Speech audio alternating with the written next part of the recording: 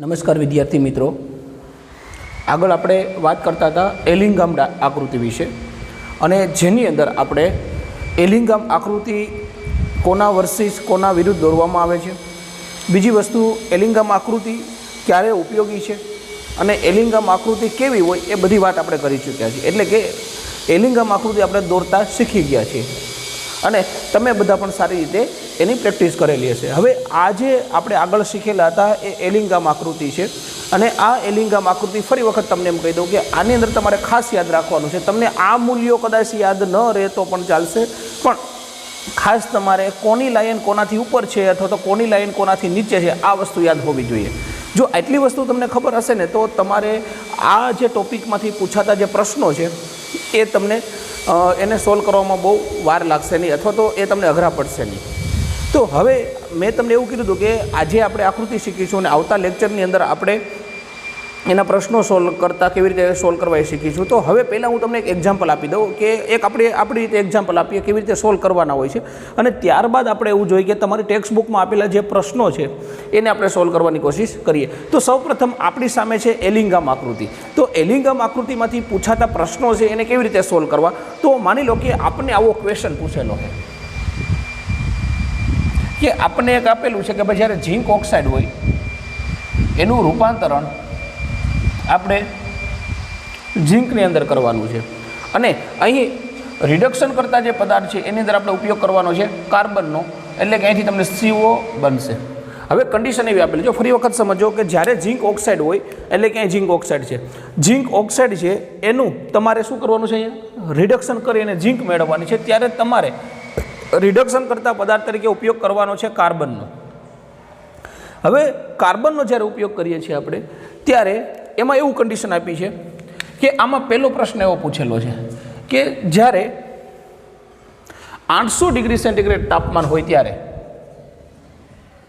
અને બીજો પ્રશ્ન છે 1500 ડિગ્રી સેન્ટીગ્રેડ હોય ત્યારે ક્યારે ઝીંક ઓક્સાઇડનું રિડક્શન કાર્બન કરી શકશે અથવા તો નહીં કરી શકે. જો આ વેલ્યુ તમને ઓલરેડી જ્યારે પ્રશ્ન પૂછશે ત્યારે તમને કંઈક વેલ્યુ અહીં આપી દીધેલી હશે અથવા તો તમારે ખાલી આ તમને યાદ હશે ડાયાગ્રામ તો પણ તમે એને સોલ્વ કરી શકશો. હવે તમને એવું પૂછેલું છે પ્રશ્ન કે ઝીંક ઓક્સાઇડ હોય ત્યારે એનું રૂપાંતરણ આપણે ઝીંકમાં કરવાનું છે, ત્યારે આપણે કાર્બન છે એ રિડક્શન કરતા પદાર્થ તરીકે ઉમેરવાનો છે અને બે તાપમાન આપેલા છે આપણને. એક આપેલું છે આપણે તાપમાન 800 ડિગ્રી સેન્ટીગ્રેડ ને બીજું આપેલું છે 1500 ડિગ્રી સેન્ટીગ્રેડ. હવે મિત્રો આમાં ક્યારે ઝીંક ઓક્સાઇડનું કાર્બન રિડક્શન કરશે એ તમને પૂછેલું છે. તો હવે પ્રશ્ન ખાસ તમારે સમજવાનો છે કે એલિંગામ આકૃતિ ફક્ત આપને એવી જ માહિતી આપે છે કે જે તમને જે ધાતુનું રિડક્શન કરવાનું છે, જે ધાતુ ઓક્સાઇડમાંથી તમારે ધાતુ મેળવવાનો છે ત્યારે તમે જે રિડક્શન કરતા પદાર્થ ઉમેરો છો એમાં તમે શું કરો છો કે એને તમે તાપમાન વધારો છો, તાપમાન વધારશો એટલા માટેનું રિડક્શન થશે. તો પહેલું આ પ્રશ્ન સોલ્વ કરવા માટે આપણે જોઈએ, જો અહીંયા રફલી તમને શીખવાડું છું કે કેવી રીતે પ્રશ્નો પૂછાતા હશે. એમાં પહેલું લઈએ આપણે 800 ડિગ્રી સેન્ટીગ્રેડ તાપમાને. હવે મિત્રો 800 ડિગ્રી સેન્ટીગ્રેડ તાપમાને આપણે આપેલું છે, તો હવે શું કરવાનું છે તો કે 800 ડિગ્રી સેન્ટીગ્રેડ તાપમાને તમારે આ જે ગ્રાફ છે એને તમારે એની ડેલ્ટા જીનું મૂલ્ય, જો આપણે ડેલ્ટા જીનું મૂલ્ય આપેલું નથી પણ આપણે ખાલી તાપમાન આપેલું છે, તો હવે શું કરવાનું છે કે 800 ડિગ્રી સેન્ટીગ્રેડ તાપમાન છે એટલે આ તાપમાને તમારે આ એરો લંબાવવાનો છે. એક ક્યાં લઈ જવાનો છે, ઝીંક સુધી, અને બીજો ક્યાં લઈ જવાનો છે, પહેલાં ઝીંક સુધી લઈ જાય તો આ શું મળે છે, અહીંયા આવે છે. મતલબ કે તમે એવું કહી શકાય જો જ્યારે 800 ડિગ્રી સેન્ટીગ્રેડ તાપમાન હોય ત્યારે ઝીંક જે છે, એટલે કે ઝીંક જે છે આપણે સિમ્પલ લખીએ ઝીંક ઓક્સાઇડ છે એનું ડેલ્ટા જીનું મૂલ્ય જે છે એ કેટલું આવે છે, તો અહીંયા આપણે રફલી એવું લઈ લઈએ કે માની લો કે 450 આવે છે એવું માની લઈએ આપણે. અહીં કેટલું આવે છે, -450 કિલો જૂલ પર મોલ. અને 800 ડિગ્રી સેન્ટીગ્રેડ તાપમાને આ જ વસ્તુ આપણે જો આપણે રિડક્શન કોના વડે કરવાનું છે, કાર્બન વડે કરવાનું છે, તો એને અહીં લંબાવીએ તો એ કેટલે આવે છે તો કે 350 આવે છે. એટલે કે કાર્બનની વાત કરવામાં આવે તો એના માટે ડેલ્ટા જીનું મૂલ્ય કેવો આવે છે, 350 કિલો જૂલ પર મોલ. હવે મિત્રો આપણે એવું કીધું હતું કોઈ પણ રાસાયણિક પ્રક્રિયા થતી હોય ત્યારે એના માટે ડેલ્ટા જીનું મૂલ્ય કેવું હોવું જોઈએ, નેગેટિવ હોવું જોઈએ. એનું મૂલ્ય કેવું હોવું જોઈએ, નેગેટિવ હોવું જોઈએ. એટલે કે આપણે જે પ્રક્રિયા થાય એમાં ઓલ ઓવર ડેલ્ટા જીનું મૂલ્ય કેવું હોવું જોઈએ, નેગેટિવ આવવું જોઈએ. પણ મિત્રો અહીંયા જુઓ તમે, જો જેનું તમારે રિડક્શન કરવાનું છે અને જે રિડક્શન કરતા વડે તમારે રિડક્શન કરવાનું છે એ બંનેમાં ખાસ તમારે ધ્યાન રાખવાનું છે કે જે ધાતુ ઓક્સાઇડનું તમે રિડક્શન કરો છો એના કરતાં તમે જે રિડક્શન કરતા પદાર્થ ઉમેરો છો એનું ડેલ્ટા જીનું મૂલ્ય ઓલવેઝ ઓછું હોવું જોઈએ, એનું ઓછું મૂલ્ય હોવું જોઈએ. અથવા તો એલિંગમ આકૃતિ શું કહે છે કે એની અંદર એની લાયન છે એના કરતાં કેવી હોવી જોઈએ, નીચે હોવી જોઈએ. સિમ્પલ, બીજી કંઈ ખબર ન પડે તો કાંઈ નહીં, તમને જે તાપમાન આપ્યું તાપમાનથી તમે આવી રીતે લંબાવી દો અને પછી તમારે ચેક કરવાનું છે કે આમાં કોની લાયન નીચે છે. જો આપણે આનું રિડક્શન કરાવવાનું છે એટલે કે ઝીંક Znમાંથી શું બનાવવાનું છે, ZnOમાંથી Zn બનાવવાનું છે, ત્યારે આપણે ઉપયોગ કોનો કરવાનો છે, કાર્બનનો. પણ મિત્રો એલિંગમ એવું કહે છે કે જ્યારે પણ કોઈ પણ ધાતુ ઓક્સાઇડનું તમે રિડક્શન કરતા હોય ત્યારે રિડક્શન કરવા માટે તમે જે રિડક્શન કરતા પદાર્થ ઉમેરો છો એની લાયન છે એ આકૃતિની અંદર તમે જેનું રિડક્શન કરવા માગતો એના કરતાં ક્યાં હોવી જોઈએ, નીચે હોવી જોઈએ. પણ અહીંયા એવું નથી. જો ઝીંકની લાયન ક્યાં છે, નીચે છે, અને કાર્બનની લાયન ક્યાં છે, અહીંયા ઉપર છે. ક્યારે 800 ડિગ્રી સેન્ટીગ્રેડ તાપમાને. મતલબ કે ઝીંક છે એનું એટલે કે ઝીંક ઓક્સાઇડનું કાર્બન વડે અહીંયા રિડક્શન શક્ય નથી. શા માટે શક્ય નથી? અહીં તમે વેલ્યુ જોશો તો શું થશે, આની વેલ્યુ તમે જોશો તો આની વેલ્યુ કેવી આવશે, અને આપણે આવવી જોઈએ ઓછામાં ઓછી વેલ્યુ કોની આવવી જોઈએ, આની આવવી જોઈએ. મતલબ કે એટલા તાપમાને એનું રિડક્શન શક્ય નથી. તો બીજું તાપમાન આપણે આપેલું છે. બીજું તાપમાન કેટલું આપેલું છે, 1500 ડિગ્રી સેન્ટીગ્રેડ. અને 1500 ડિગ્રી સેન્ટીગ્રેડ તમે લ્યો એટલે 1500 ડિગ્રી સેન્ટીગ્રેડ આપણે અહીંયા આવે છે એવું માનીએ તો 1500 ડિગ્રી સેન્ટીગ્રેડે આ જ આપણે એરો આમ લંબાવીએ, બરાબર. તો 1500 ડિગ્રી સેન્ટીગ્રેડ તાપમાને આ માની લો કે ઝીંકનું આ છે મૂલ્ય આમ જતું જાય છે. તો 1500 ડિગ્રી સેન્ટીગ્રેડ તાપમાને અહીં 1800, તો આ મૂલ્ય ક્યાં આવી જશે, તો 100ની આસપાસ આવી જાય, 150 લઈએ. એટલે કે ઝીંક જે છે એનું ડેલ્ટા જીનું મૂલ્ય કેટલું આવે છે, 150 કિલો જૂલ પર મોલ આવે છે. અને ત્યારે કાર્બનનું ડેલ્ટા જીનું મૂલ્ય કેટલું આવે છે એ આપણે ચેક કરવાનું છે. ત્યારે કાર્બનનું કેટલું આવે છે તો કે 1600 એ પણ એ કેટલું મળે છે આપણને, 350 -350 કિલો જૂલ પર મોલ. જો મિત્રો બંને કન્ડિશનમાં ફેર શું છે કે જ્યારે 800 ડિગ્રી સેન્ટીગ્રેડ તાપમાન હોય ત્યારે Znની લાયન નીચે છે, કાર્બનની લાયન ઉપર છે. પરંતુ જ્યારે તાપમાન વધારવામાં આવે અને 1500 ડિગ્રી સેન્ટીગ્રેડ કરવામાં આવે છે ત્યારે કાર્બનની લાયન જો અહીં નીચે આવી જાય છે અને Znની લાયન ક્યાં આવી જાય છે, અહીંયા ઉપર ચડી જાય છે. Znની લાયન ક્યાં આવી જાય છે, અહીંયા ઉપર વહી જાય છે. મતલબ કે મિત્રો આ એલિંગમ આકૃતિમાં જે લાયન નીચે હોય એની ઉપરની લાયન બધી, એટલે કે લાયન એટલે આ લાયન કોની છે તો કે ધાતુમાંથી જ્યારે ધાતુ ઓક્સાઇડ બને ત્યારની, એટલે કે જે લાયન નીચે હોય એના ઉપરની બધી લાયનનું પોતે શું કરી શકે, રિડક્શન કરાવી શકે છે. એટલે મતલબ કે અહીંયા જો આમ બી તમે પ્રેક્ટિકલી ડેટા જોવો આવી રીતે તો આ -150 કરતાં -350 કેવા કહેવાય, ઓછા કહેવાય. એટલે લાયન ક્યાં આવશે, નીચે આવશે. મતલબ કે ઝીંક ઓક્સાઇડનું 800 ડિગ્રી સેન્ટીગ્રેડે નહીં પરંતુ 1500 ડિગ્રી સેન્ટીગ્રેડે આસાનીથી આપણે રિડક્શન કરી શકશું. એટલે કે આમાં જો તમે રફલી જોવો તો આમાં છે ને મેગ્નેશિયમ છે ને એ જો અહીંયા સુધી તાપમાન છે, અહીંયા 350 ડિગ્રી સેન્ટીગ્રેડ સમથિંગ તાપમાન છે, તો મેગ્નેશિયમ અહીંયા સુધી બાકીની બધી લાયનનું રિડક્શન કરી શકે છે. એલ્યુમિનિયમની વાત કરવામાં આવે તો એલ્યુમિનિયમ છે મેગ્નેશિયમનું રિડક્શન નહીં કરી શકે. શા માટે કે એલ્યુમિનિયમ કરતાં મેગ્નેશિયમની લાયન કેવી છે, નીચે છે. પરંતુ એલ્યુમિનિયમ એનાથી ઉપરની લાયન જેટલી છે એટલે કે ઝીંક છે, Fe છે, Cu છે, આ બધાનું રિડક્શન કેવું કરી શકશે, આસાનીથી કરી શકશે.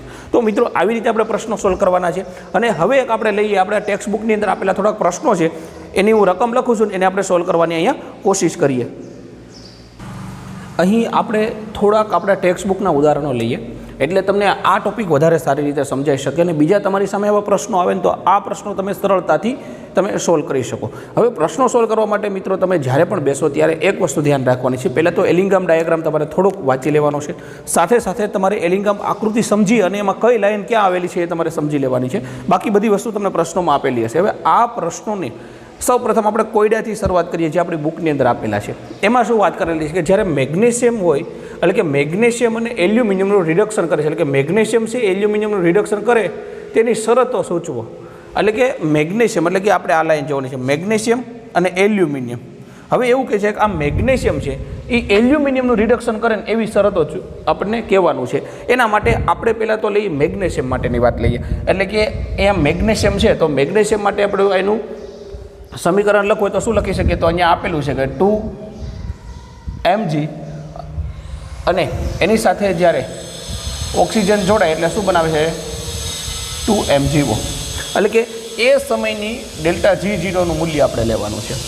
અને સાથે સાથે એલ્યુમિનિયમની વાત કરવાની, એટલે કે આ મેગ્નેશિયમ છે એ રિડક્શન કોનું કરશે? એલ્યુમિનિયમનું કરે ત્યારની વાત છે. તો એના માટે આપ્યું હતું કે જ્યારે એલ્યુમિનિયમ છે એ ઓક્સિજન સાથે જોડે ત્યારે શું બનાવે?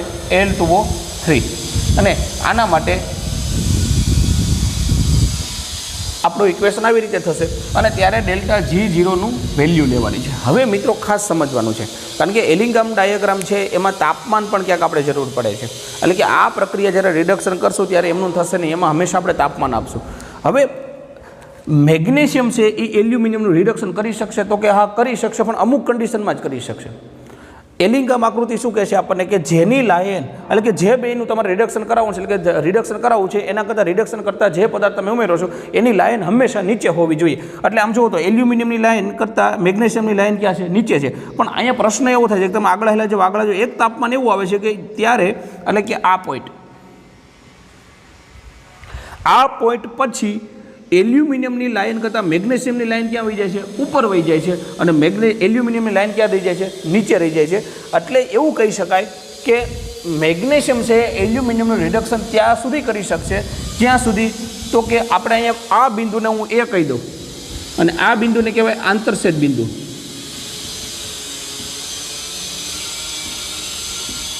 એટલે આપણે એવું લખી શકીએ કે અહીંયા મેગ્નેશિયમ છે Mg Al નું રિડક્શન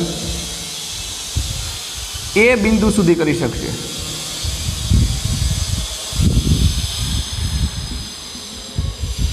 પરંતુ આ બિંદુથી જેમ તાપમાન, એટલે કે આ તાપમાન તમે નીચે લંબાવશો ને જે તાપમાન હશે ત્યાં સુધી એનું રિડક્શન થશે, એનાથી ઊંચાના તાપમાન થશે ત્યારે એનું રિડક્શન થશે નહીં. શા માટે? કારણ કે આપણે એલિંગામાં જ એવું કહે છે કે જ્યારે તમે કોઈનું રિડક્શન કરાવતા હો ત્યારે રિડક્શન કરતા પદાર્થ લ્યો છો ત્યારે એની લાઈન એના કરતાં ક્યાં હોવી જોઈએ? નીચે. આ તાપમાન સુધી નીચે છે એ બરોબર છે, પણ આથી તાપમાન તમે વધારશો તો એલ્યુમિનિયમ કરતાં મેગ્નેશિયમની લાઈન ક્યાં વહી જાય છે? ઉપર વહી જાય છે.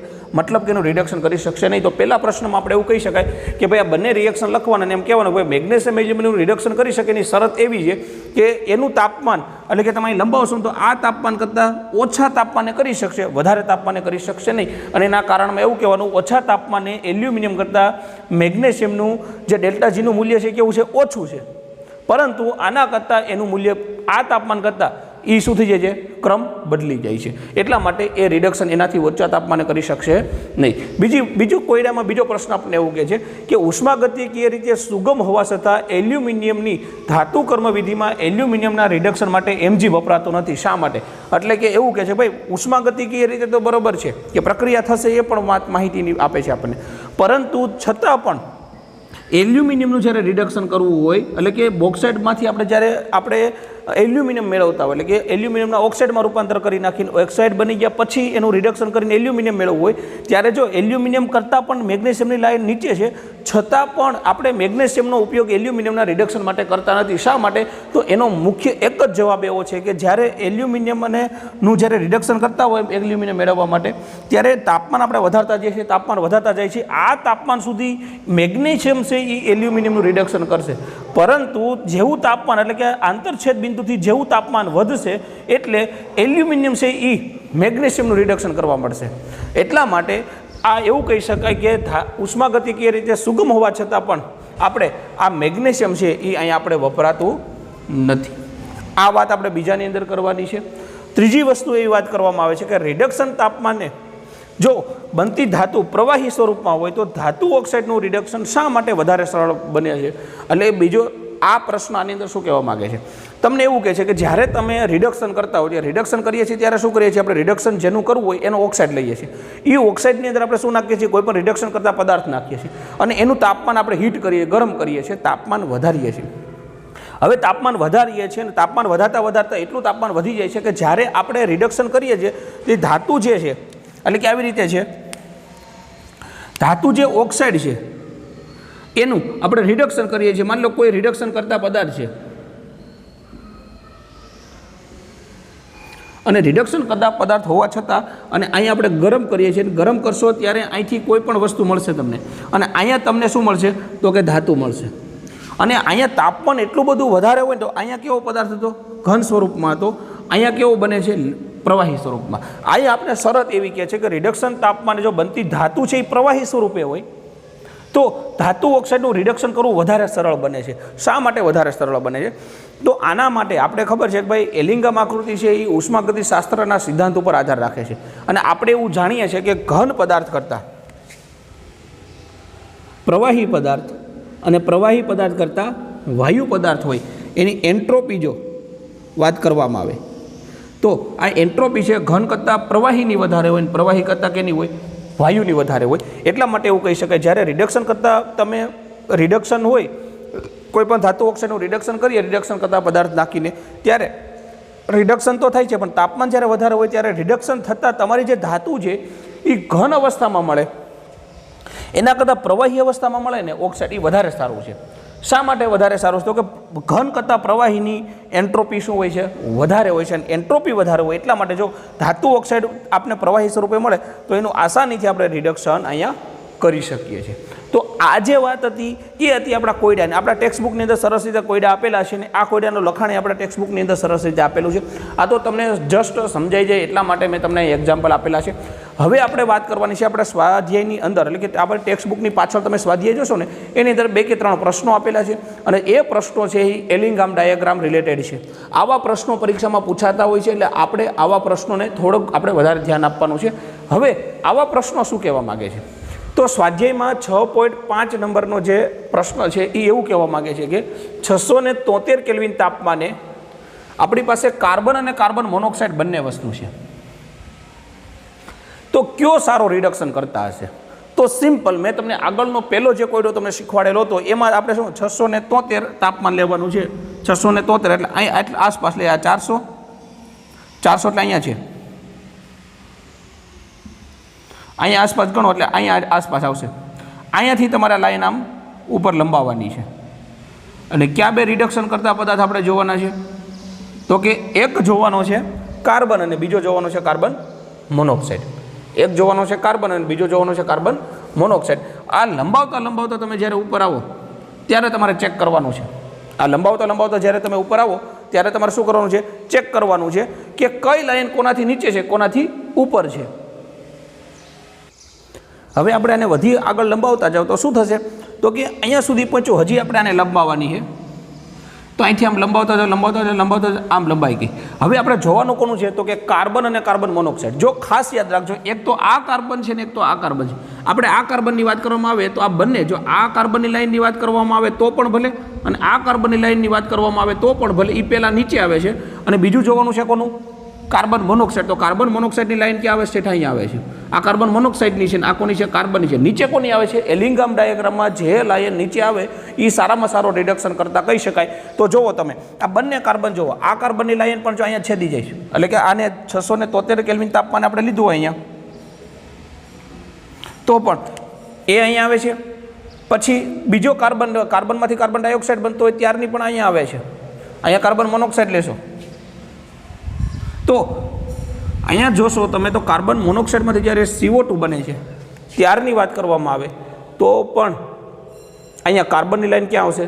નીચે આવશે. અને કાર્બનની લાઈન મિત્રો નીચે આવશે તો એવું કહી શકાય કે આ બંનેમાંથી જો એક્ઝેક્ટલી અહીંયા આપણે એટલું બધું પરફેક્ટ નથી દોરાણો પણ તમે તમારી ટેક્સ્ટબુકમાં જોશો ને તો તમે વધારે આઈડિયા આવશે. તમે ત્યાંથી સ્કેલ લઈ અને સ્કેલથી આમ લંબાવજો એટલે તમને એક્ઝેક્ટ સ્પષ્ટ આઈડિયા આવશે. તો કાર્બન મોનોક્સાઇડ કરતાં કાર્બનની લાઈન કેવી હશે? નીચે હશે. એટલા માટે એવું કહી શકાય કે અહીંયા C છે એ સારો રિડક્શન કરતા છે. કાર્બન કેવો છે? સારો રિડક્શન કરતા અહીંયા તમને જોવા મળશે. વધુમાં આપણે વાત કરીએ આપણા બીજા પ્રશ્નની. બીજા પ્રશ્નની અંદર શું કહે છે? તો કે જો આ પ્રશ્ન છે ને તમારે ખાસ તૈયાર કરવાનો છે. આવા પ્રશ્નો છે ને પૂછાતા હોય છે.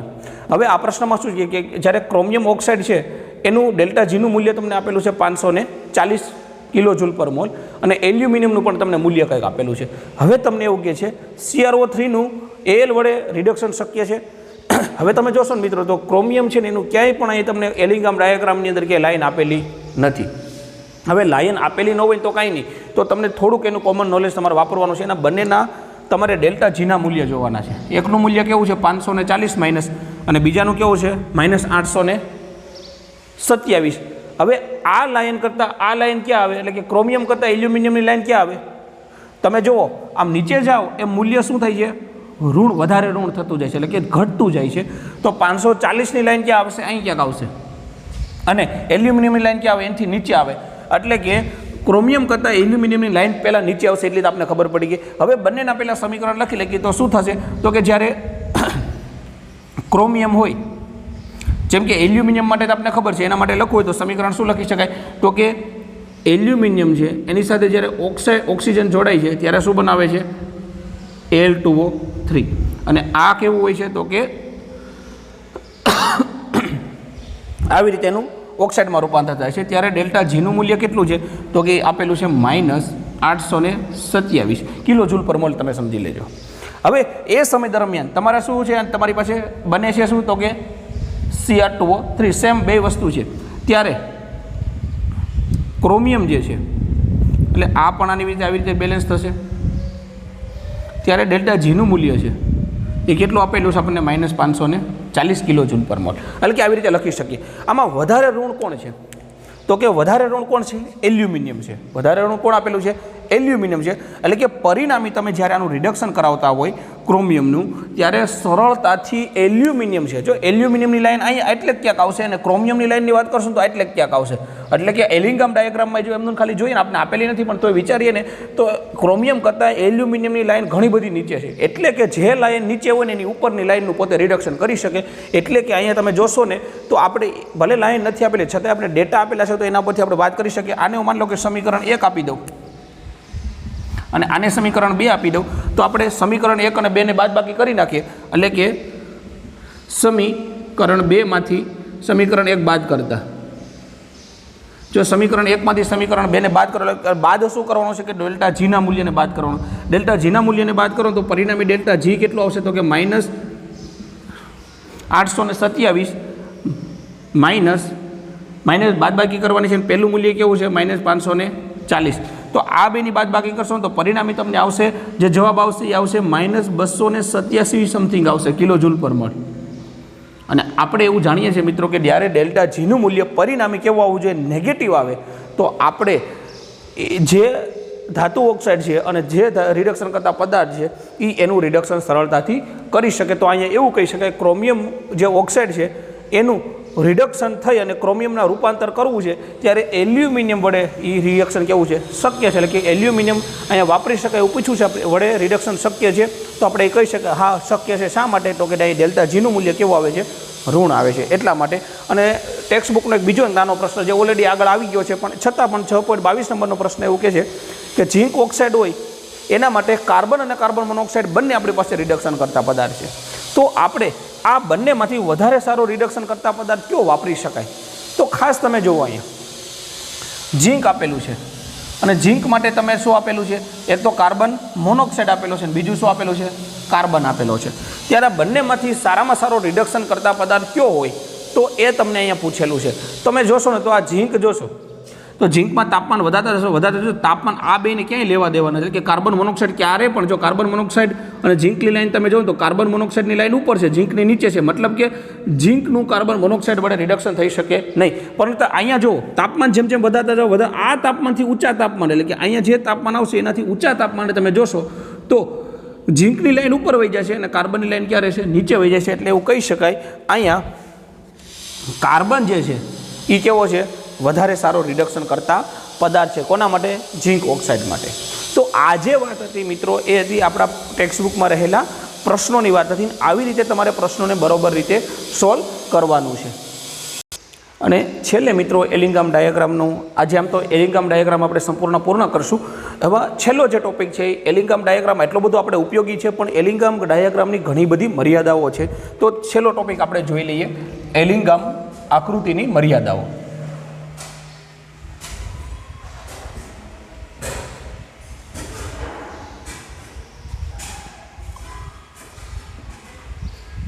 હવે આ જે મર્યાદાઓ છે આમ તો આપણે થોડી ઘણી મર્યાદાઓ આની અંદર આપણે જોવાની છે. પહેલી વસ્તુ તો એલિંગામ જે વૈજ્ઞાનિક છે એને જ્યારે શરૂઆત કરી ત્યારે કોનો બેઝ લીધો હતો? તો કે આની અંદર જેને ઉપયોગ કરેલો હતો ને એ ઉપયોગ કરેલો હતો ઉષ્માગતિશાસ્ત્રનો. અને આ ઉષ્માગતિશાસ્ત્રની સંકલ્પનાનો ઉપયોગ કરીને આની અંદર ઉપયોગ કરેલો છે. પહેલી જ મર્યાદા એની એવી થઈ જાય છે કે અહીંયા પહેલી એલિંગામની મર્યાદા એવી છે કે એલિંગામ આકૃતિ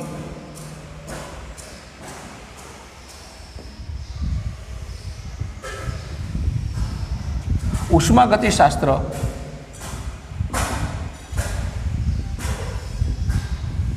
સંકલ્પના પર આધારિત છે.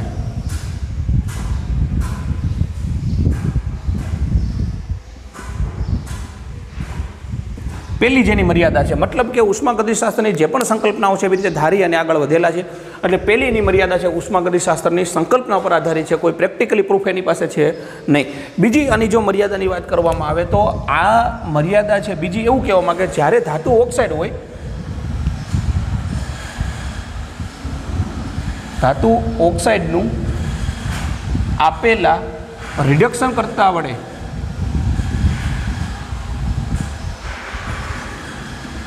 રિડક્શન શક્ય છે કે નહીં ફક્ત તેની માહિતી આપે છે.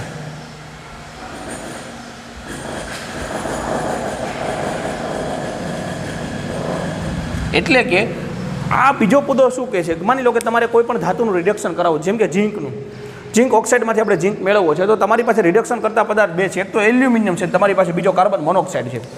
તો તમે કોના વડે રિડક્શન કરાવશો? તો આપણને એલિંગામ એટલી માહિતી આપશે કે ભાઈ ઝેડેનનું રિડક્શન કાર્બન મોનોક્સાઇડથી થશે નહીં, પણ એલ્યુમિનિયમથી થશે, અથવા તો કાર્બન આપેલો છે તો કાર્બનથી થશે. તો એ માહિતી આપશે, ફક્ત એ જ માહિતી આપે. રિડક્શન થઈ શકે કે નહીં, શક્ય છે કે નહીં, પહેલાં હા કે ના તમને માહિતી આપશે. ભાઈ ઝીંકનું છે કાર્બન મોનોક્સાઇડ લેશો તો ક્યારેય રિડક્શન થશે નહીં, પણ એની સામે તમે એલ્યુમિનિયમ લેશો તો પણ રિડક્શન થશે, કાર્બન લેશો પણ તો પણ થશે, અને મેગ્નેશિયમ લેશો તો પણ રિડક્શન થશે. આના વિશે માહિતી આપશે તમને. હવે મિત્રો બીજી વસ્તુ ફક્ત થશે કે નહીં એની માહિતી આપે. એટલે કે એની ત્રીજી જે મર્યાદા છે એવું કહેવા માગે છે કે પ્રક્રિયાની ગતિ વિશે કોઈ માહિતી આપતું નથી.